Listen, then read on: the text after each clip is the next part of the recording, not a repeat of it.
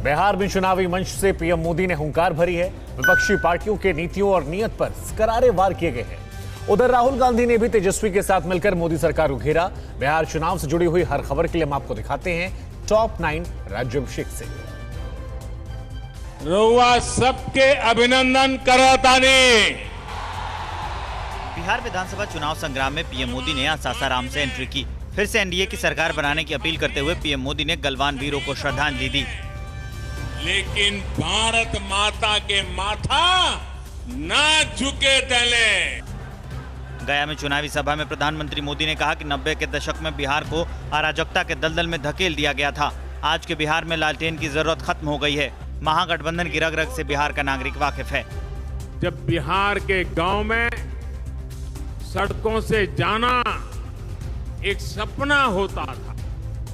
सासाराम और गया के बाद पीएम ने भागलपुर में तीसरी रैली की। इस दौरान पीएम मोदी ने लालू परिवार पर निशाना साधते हुए कहा कि लालू परिवार ने बिहार को लूटकर परिवार की तिजोरियां भरी।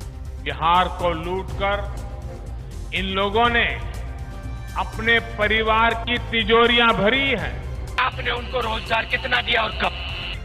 बिहार के नवादा के हिसुआ में चुनावी रैली को संबोधित करते हुए कांग्रेस के नेता राहुल गांधी ने केंद्र सरकार के नीति और नियत पर करारे वार किए। राहुल गांधी ने कहा कि बिहारियों से झूठ मत बोलिए, बिहारियों को ये समझाइए कि कितना रोजगार दिया है।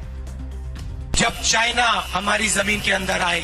कांग्रेस नेता राहुल गांधी ने भी बिहार के नवादा में चुनावी प्रचार की शुरुआत की। राहुल ने पीएम मोदी पर निशाना साधा, कहा जब चाइना हमारी जमीन के अंदर आए तो हमारे प्रधानमंत्री ने हमारे वीरों का अपमान करते हुए ये क्यों बोला कि हिंदुस्तान के अंदर कोई नहीं आया। आज कहते हैं मैं सिर झुकाता हूँ। पीएम मोदी के भाषण पर चिराग पासवान भावुक हो गए। चिराग ने ट्वीट करके कहा कि प्रधानमंत्री जी का ये कहना कि पापा की आखिरी सांस तक वे साथ थे, मुझे भावुक कर गया।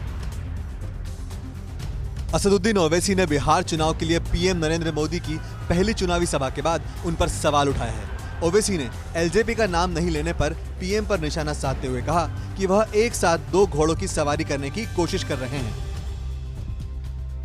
बिहार में फ्री कोरोना वैक्सीन के बीजेपी के वादे पर शिवसेना संजय राउत ने तंज कसते हुए कहा है कि एक जमाने में घोषणा थी, तुम मुझे खून दो मैं तुम्हें आजादी दूंगा। अब नई घोषणा हो गई, तुम मुझे वोट दो हम तुम्हें वैक्सीन देंगे। तुम मुझे वोट दो हम तुम्हें वैक्सीन देंगे।